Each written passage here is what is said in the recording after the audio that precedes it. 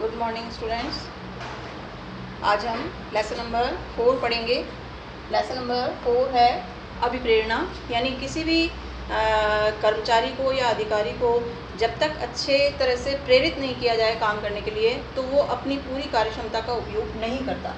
तो इसे हम अभिप्रेरणा कहते हैं, यानी किसी भी व्यक्ति को प्रेरित करना। अभिप्रेरणा का अर्थ क्या होता है?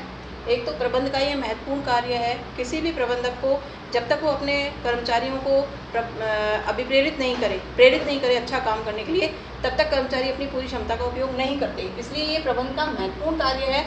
इसमें प्रबंधक क्या करता है, जो कर्मचारी हैं उनकी भावनाओं को समझता है कि कर्मचारी क्या चाहता है, उनकी इच्छाओं को जानता है कि कर्मचारी कौन सी इच्छा ऐसी है जो अधूरी है, जिसको पूरी करने पर वो जो है अभिप्रेरित होगा, और उनकी आवश्यकताओं का अनुमान लगाता है कि कौन कौन सी ऐसी आवश्यकताएं हैं जिनसे कोई कर्मचारी को अभिप्रेरित किया जाता है। ये अनुमान लगाने के पश्चात उनको संतुष्ट करने का प्रयास करता है, यानी ये सभी चीज़ों का अनुमान लगाने के बाद उनको संतुष्ट करने का प्रयास करता है। ये अभिप्रेरण कहलाता है। अब इसकी विशेषताओं में फर्स्ट है सतत प्रक्रिया। किसी भी संस्था में अगर किसी कर्मचारी को अधिकारी के द्वारा अभिप्रेरित किया जा रहा है, तो ये अभिप्रेरित करने का काम कोई 1 या 2 दिन के लिए करने के बाद बंद नहीं किया जाता। हमेशा ही कर्मचारी को अधिकारियों के द्वारा प्रेरित किया जाना चाहिए, जिससे कि क्या होता है कि कर्मचारी जो हैं वो अपनी पूरी क्षमता का उपयोग करके काम करते हैं। तो ये एक सतत प्रक्रिया है। सतत का मतलब होता है कंटिन्यू चलने वाली, लगातार चलने वाली प्रक्रिया है। अगर ये प्रक्रिया एक बार स्टार्ट हो जाती है तो ये हमेशा ही चलती रहती है, इसलिए ये एक सतत प्रक्रिया है। इसके बाद ये मनोवैज्ञानिक अवधारणा है। मनोवैज्ञानिक अवधारणा क्यों है? क्योंकि अभिप्रेरण करने के लिए, किसी भी व्यक्ति को अच्छा काम करने के लिए, प्रेरित करने के लिए उसके दिमाग को समझना होता है कि वो कौन से तरीके से उसको काम करवाया जाए जिससे कि वो अच्छा काम करे और वो प्रेरित हो। तो ये मनोवैज्ञानिक अवधारणा है। इसके बाद है मानवीय आवश्यकताओं की संतुष्टि, यानी किसी भी व्यक्ति को अगर हमको प्रेरित करना है तो उसकी आवश्यकताएं क्या क्या हैं, उन आवश्यकताओं का पता लगाया जाता है और उन आवश्यकताओं को संतुष्ट करने का प्रयास किया जाता है, जिससे कि वो व्यक्ति जो है वो अच्छा कार्य करने के लिए प्रेरित हो। इसके बाद अभिप्रेरण केवल मानवीय संसाधन। संस्था में 2 प्रकार के संसाधन होते हैं, भौतिक संसाधन और मानवीय संसाधन। तो मनुष्यों को ही अभिप्रेरित किया जा सकता है। जो भौतिक संसाधन है उनको अभिप्रेरित नहीं किया जा सकता। तो मानवीय आवश्यकताओं की संतुष्टि और अभिप्रेरण केवल मानवीय संसाधनों का ही किया जाता है, यानी मनुष्य को ही अच्छा कार्य करने के लिए प्रेरित किया जा सकता है। इसके बाद है विभिन्न विधियाँ। आगे हम पढ़ेंगे इसमें कि अभिप्रेरण करने की या किसी भी व्यक्ति को प्रेरित करने की, अच्छा काम करने के लिए बहुत सारी विधियाँ होती हैं। तो कौन कौन सी विधियाँ हैं, किन किन तरीक़ों से उसको प्रेरित किया जा सकता है।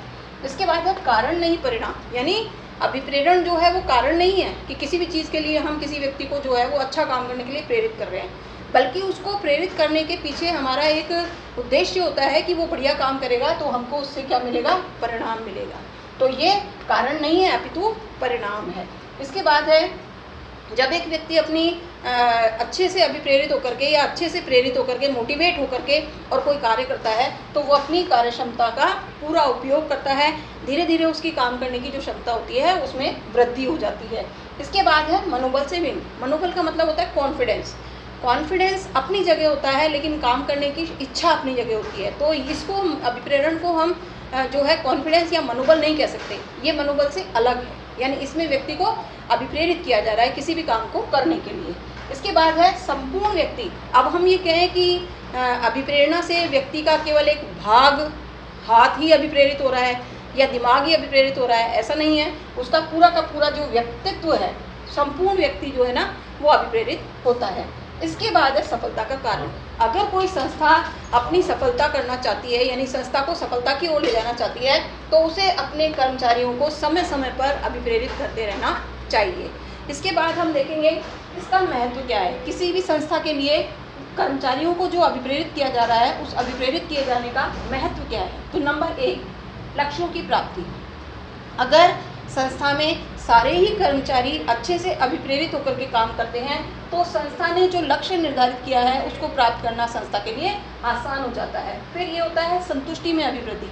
अगर अधिकारियों के द्वारा या प्रबंधकों के द्वारा कर्मचारियों की किसी भी इच्छा को पूरा किया जा रहा है, तो उस इच्छा को पूरा करने से क्या हो रहा है, उनकी संतुष्टि में वृद्धि हो रही है, यानी वो संतुष्ट हैं और अच्छा कार्य कर रहे हैं। इसके बाद है संसाधनों का सदुपयोग। संसाधन कौन से होते हैं? एक मनुष्य ही होता है जो कच्चा माल, पूंजी, मशीन वगैरह का उपयोग करता है। तो ये सारे संसाधन जो हैं, अगर वो अभिप्रेरित है तो इन सभी संसाधनों को वो अच्छा सा उपयोग करेगा। इसके बाद है मनोबल में वृद्धि, यानी अगर किसी की काम करने की क्षमता बढ़ रही है, कोई और ज़्यादा बढ़िया से बढ़िया काम कर रहा है, तो उसका कॉन्फिडेंस भी बढ़ रहा है। इसलिए जो व्यक्ति है उसको अभिप्रेरित करके काम कराया जा रहा है, तो अभिप्रेरित करने से उसके मनोबल में भी वृद्धि हो रही है, यानी उसका कॉन्फिडेंस भी बढ़ रहा है। इसके बाद अच्छे श्रम संबंध, यानी अधिकारी के द्वारा कहे गए जितने भी कार्य हैं, अगर कर्मचारी उनको समय पर अच्छे से पूरा कर लेता है तो अधिकारी और कर्मचारी के जो संबंध होंगे वो बहुत अच्छे होंगे, तो इससे अच्छे श्रम संबंधों का निर्माण भी होता है। इसके बाद है अनुपस्थिति में कमी।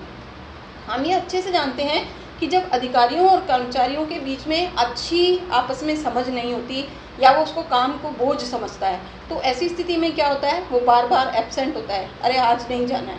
लेकिन अगर उनके संबंध अच्छे हैं, यानी श्रमिकों के और अधिकारियों के संबंध अच्छे हैं, काम करने का वातावरण अच्छा है, तो ऐसी स्थिति में क्या होती है, कर्मचारी रेगुलर संस्था में आता है, काम करता है और उनकी अनुपस्थिति दर में कमी हो जाती है, यानी वो बार बार संस्था को छोड़ करके भी नहीं जाता।